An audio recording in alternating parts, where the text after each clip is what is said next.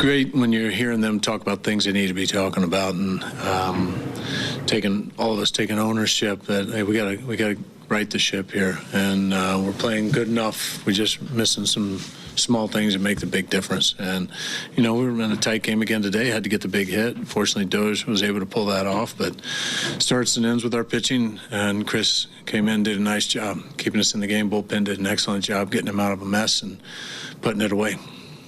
What did you see with Chris in terms of, he was able to limit damage, but I think it was 6 walks that he sort of worked around that. Yeah, well, double plays helped. We had 2 really good ones in the third and fourth, and he's got a knack for doing that. But he had close misses all day, and even a couple that just really borderline. It wasn't the wild high misses, or he only had the one, and the 9-hole hitter in his last inning was the only one that kind of he lost his feel for. Everything else was good. Curveball was good, changeup was good. He used third base side, but yes, too many free bases, and usually it's going to bite you. But double plays help. You mentioned, just getting out of a mess.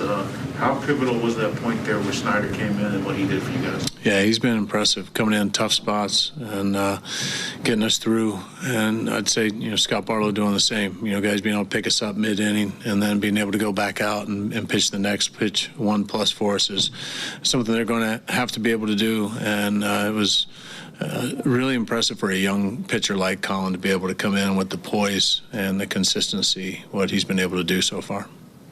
Very, very small sample size, but how would you assess Dozier's embracing the DH, more expanded opportunities as a DH as opposed to playing in the field mostly every day last year? Yeah, and he wants to play in the field now too, and he's a good athlete. He should be, but he understands where we are right now, and this is the opportunity for him. And whenever you put somebody in the DH spot, it happened the other day when we put Salvi in the DH spot, and he hits 2 home runs. It's just reinforcement that you can bring a lot to the table here, and don't forget the importance of those at bats, even though it might not be ideal for you. And Doge has just had a really nice approach.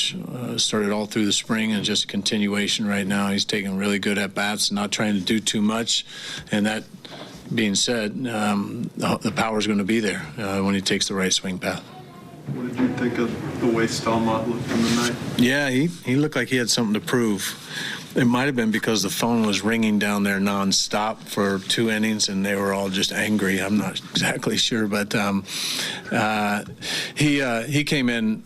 It looked different. It was a different release point, the way the ball was coming out, obviously with the velocity, but you could see once he's got his arm timed up how much different the breaking ball is too. It's almost an unhittable pitch, and he came in pounding the zone, and it was a thing of beauty. But Scott Barlow too, talk about coming in another tight spot a lot like Colin did, and then running through the meat of their order and figuring out a way to get out of it. Nice play by Witt going back.